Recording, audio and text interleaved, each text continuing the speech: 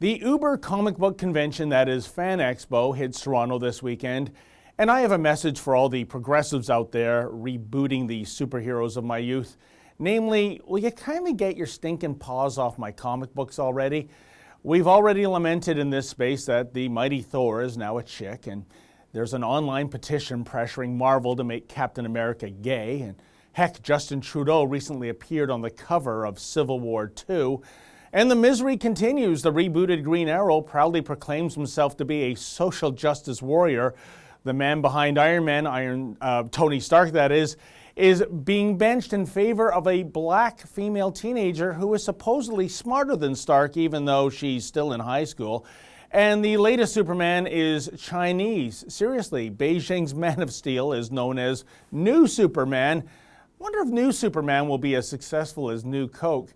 Yet as PC madness continues unabated, all is not lost in the comic book universe for those who veer right of center. If you're craving a decidedly right-wing take on capes and cowls, then check out Christopher Nolan's Dark Knight Rises. Released 4 summers ago, it stands the test of time as perhaps the best superhero movie. It's certainly the most right-wing superhero movie.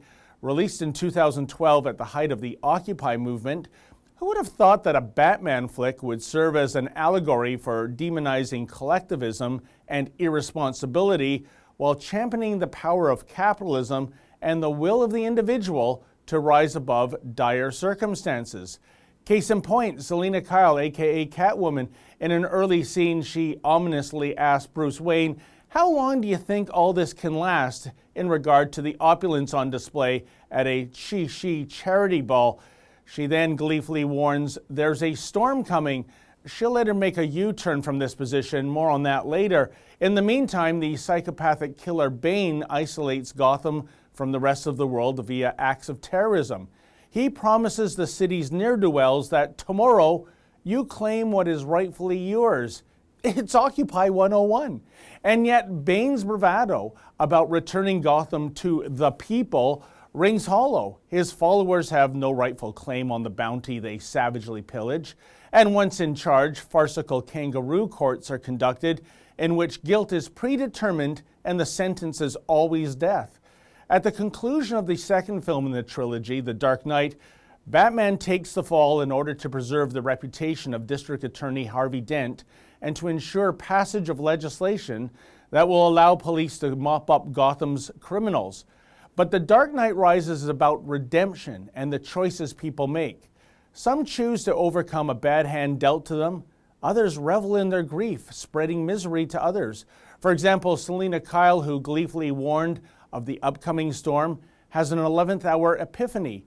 She comes to the realization that the rule of law, despite all its inherent imperfections, remains superior to anarchy.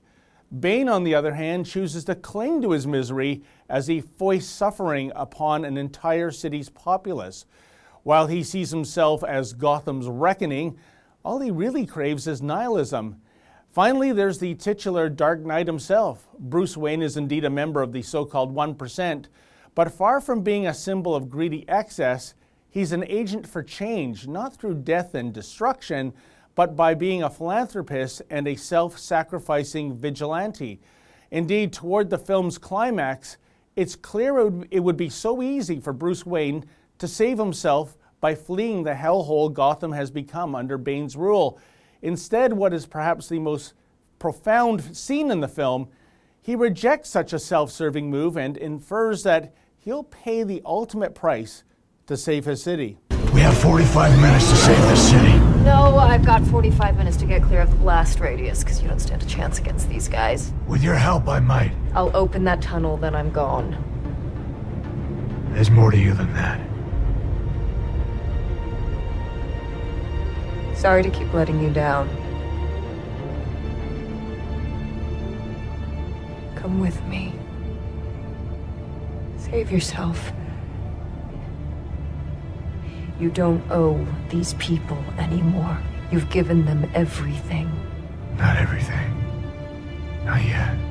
Bottom line, The Dark Knight Rises is a scathing indictment of the Occupy movement as well as an unapologetic banner waver for the power of individual exceptionalism.